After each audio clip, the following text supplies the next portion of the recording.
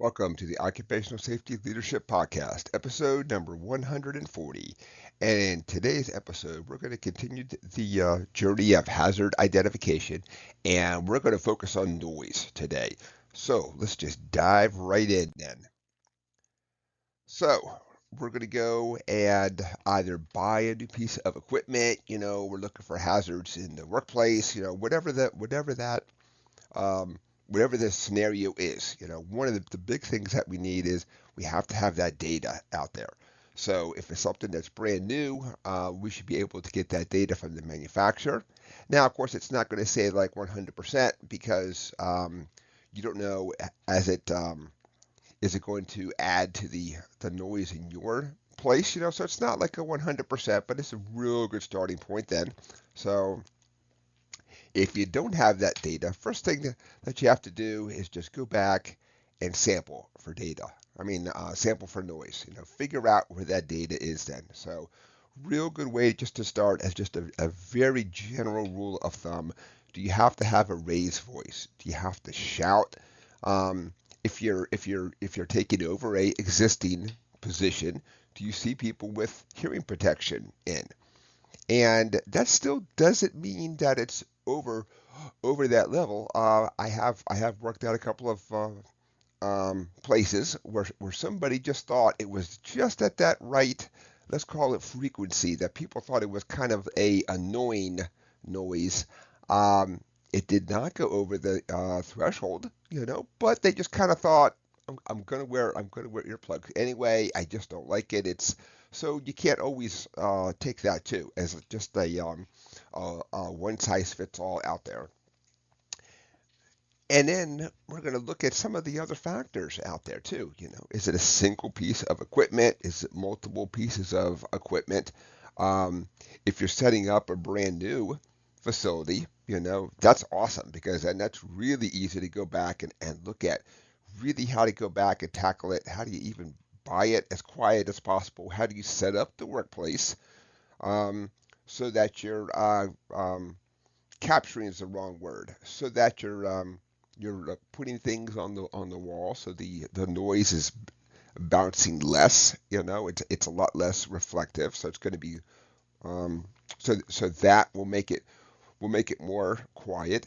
You could look at rubber pads for the feet, and that'll help. As that steel comes in contact with other steel or concrete or something, and it kind of does that vibration.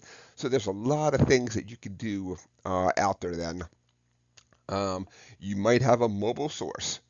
Is it a piece of machinery that you kind of take from spot to spot? You use it for maintenance, and so it's not something that's always going to be run. Maybe it's only run a hour or two a week, but it's adding to what's there, and it's also something that we can look at engineering out then. So the noise, is it also going to be a continuous noise, or is it more of like an impact noise?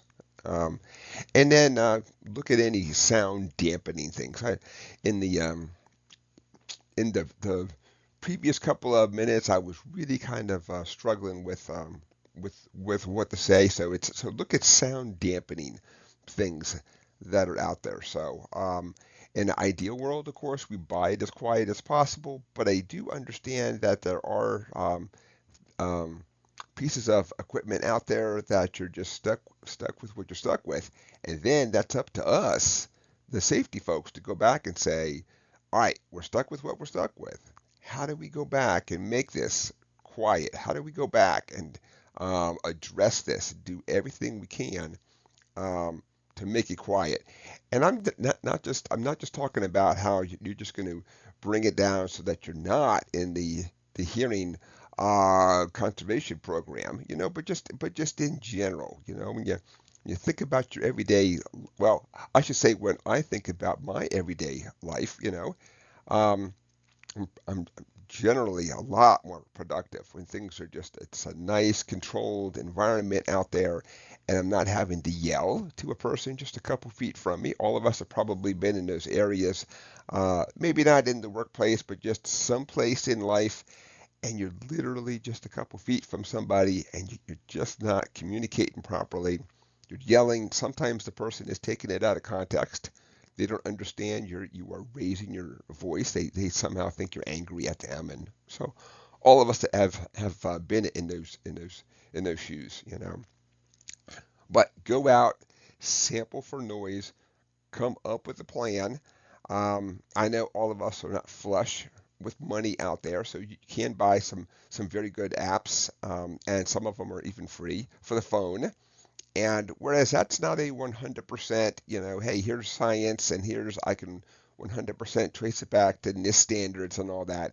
It's a fantastic starting point. You know, if you get a free app for noise and you somehow pull it out and in the workplace it's 92, that's probably going to be pretty darn good. That doesn't mean it's right at 92, but that's a real good starting point to say, all right, how do I sit down and bring this down and get going? So that is it for today's episode. We focus just on noise, identifying the noise in the ideal world as we buy new things. We make sure that we're factoring in noise as well out there.